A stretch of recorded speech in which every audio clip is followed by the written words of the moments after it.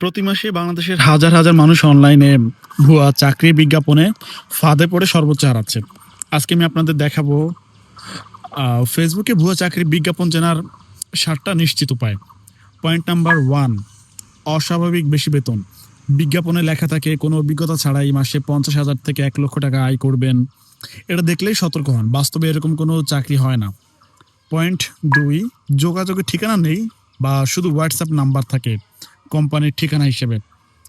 যারা আসল কোম্পানি তাদের হচ্ছে অফিসিয়াল ইমেল অথবা ঠিকানা দেয় ফেসবুকে, কিন্তু শুধু মোবাইল নাম্বার বা হোয়াটসঅ্যাপ দিলে এটি প্রতারণার সবচেয়ে বড় লক্ষণ।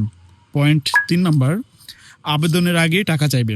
ফর্ম ফি, ট্রেনিং ফি, রেজিস্ট্রেশন ফি, জামিনের জন্য ফি, এই নামে যদি কোনো টাকা চাওয়া হয় তাহলে বুঝবেন এটি 100% প্রতারণা। কোনো বৈধ নিয়োগকর্তা আবেদনের আগে টাকা নেন না। পয়েন্ট 4 নাম্বার, ভুয়া কোম্পানির নাম ও লোগো ব্যবহার করা।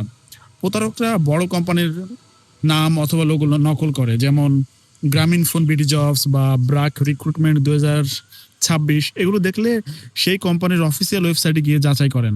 পয়েন্ট 5, ফেসবুকে পেজের বয়স ও ফলোয়ার কম যদি থাকে তাহলে বুঝবেন এটা ফেক। প্রথমে হচ্ছে যদি এরকম কোনো নিয়োগ দেখেন, পেজটিতে ক্লিক করেন, পেজ কবে খোলা হয়েছে দেখেন। যদি মাত্র কয়েকদিন আগে খোলা এবং ফলোয়ার মাত্র কয়েকশো বা কয়েক হাজার হয়, এটা সন্দেহজনক। পয়েন্ট 6, ইন্টারভিউ সবসময় অনলাইনে নিতে চাইবে, তারা অফিসে ডাকে না। প্রতারকরা কখনোই সরাসরি অফিসে ডাকবেই না, সব কিছু হয় হোয়াটসঅ্যাপ, টেলিগ্রাম বা মেসেঞ্জারে। আসল চাকরিতে সরাসরি অফিসে আপনার ইন্টারভিউর জন্য ডাকা হয়।